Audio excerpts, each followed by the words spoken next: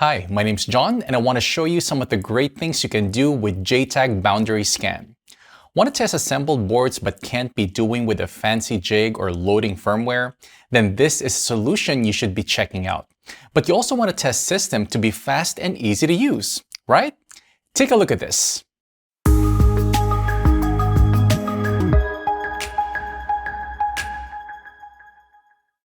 I've already put together a few tests for this board. I'll show you what's on there in a bit, but right now let's jump straight in and see what XJTAG can do. That took, what, a few seconds? That's pretty smart. So let's go back and check out what it did. Everything was done using JTAG Boundary Scan. First off, you need to know the JTAG chain's working on your board. So it gets that up and running and does a series of checks at the start. If that's looking good, it does an interconnect test. That checks the JTAG's device's digital pins and other parts of the circuit for soldering faults. If they've got a short, a stuck high, or a stuck low, it's going to find it. Where Boundary Scan's got enough access to nets, it's also going to check for open circuits. And this test is something the XJTAG software generated for you automatically from the circuit data. Better still, that automatic test gives the bulk of your test coverage.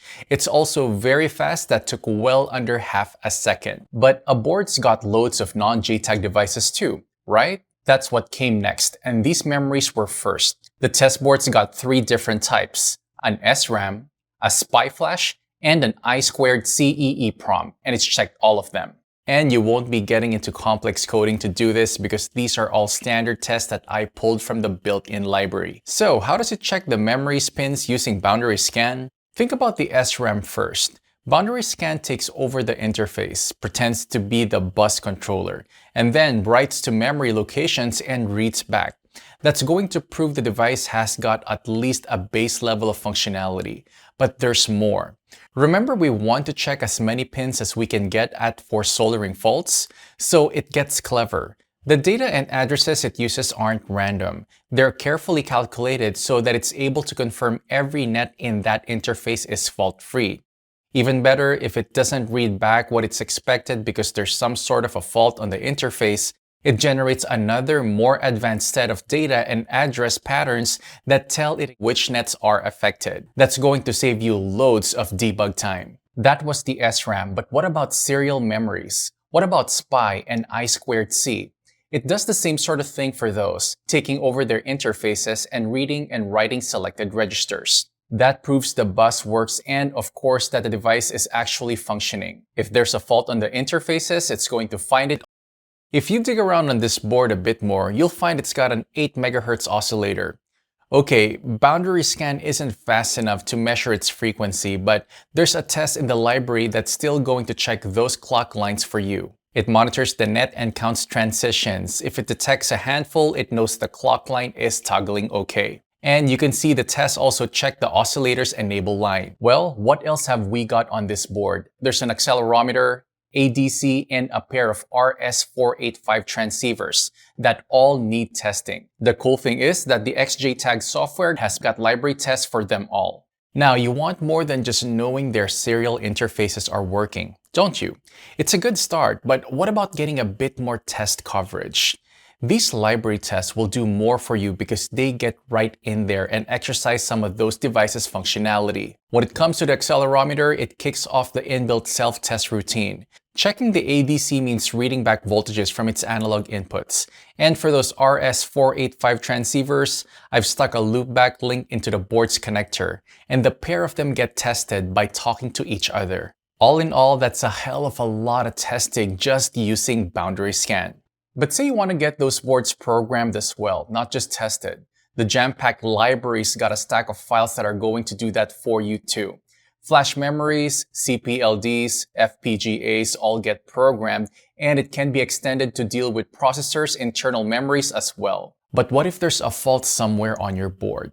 You don't want to waste time programming it when it's got to be sent for rework anyway.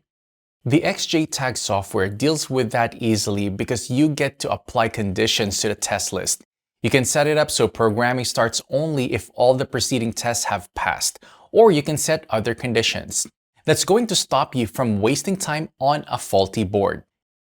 In some situations, it's nice to have a bit of user interaction as well, isn't it? Well, I've stuck a couple of those in here so you can see them in action. The first one controls some LEDs, using boundary scan to take over the lines that drive them and make them flash.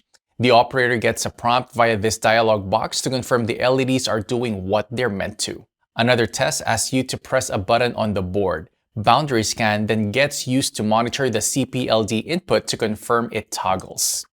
Interactive tests like that can get really helpful when trying to bring up your first prototype. Thing is, you don't need any firmware running on your board to use boundary scan. It doesn't even have to boot. All the tests so far have been done with both the CPLD and the processor unprogrammed, so you can get going the second that first board lands on your bench. But real boards occasionally have faults, right? What happens then? Here's the same board with a short circuit. Run the test again and the software finds it almost instantly and shows you which nets are affected. Better yet, it can highlight the problematic nets in a layout viewer.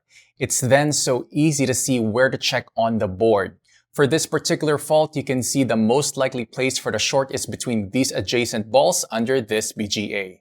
And if the operator needs a bit of help finding their way around the board, you can overlay a photo of the PCB. That's going to simplify your debug process. There's more too. Wouldn't it be useful to see the affected bits on the circuit diagram?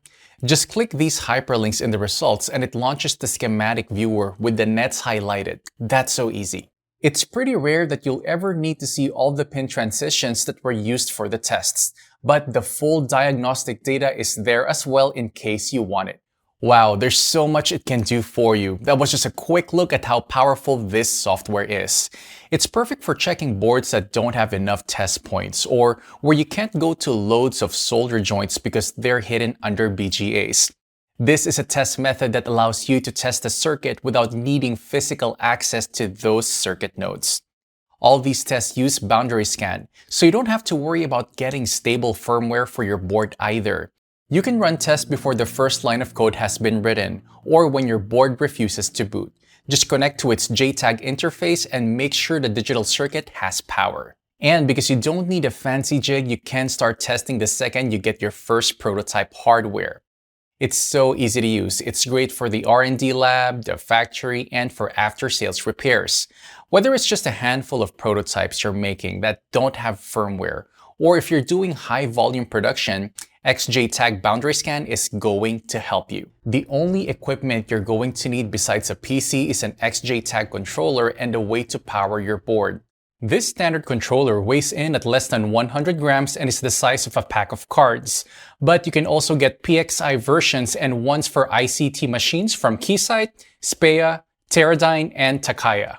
You can use the XJTAG test system standalone, or if you've written your own test programs, you can integrate its features into those.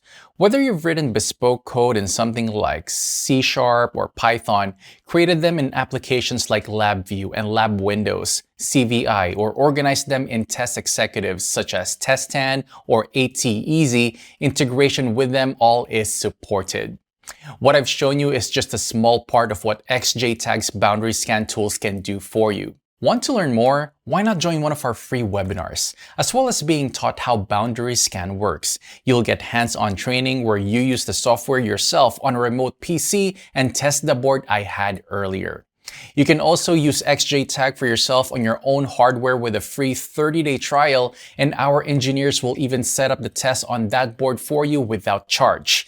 Just get over to xjtag.com or email inquiries@xjtag.com to get details.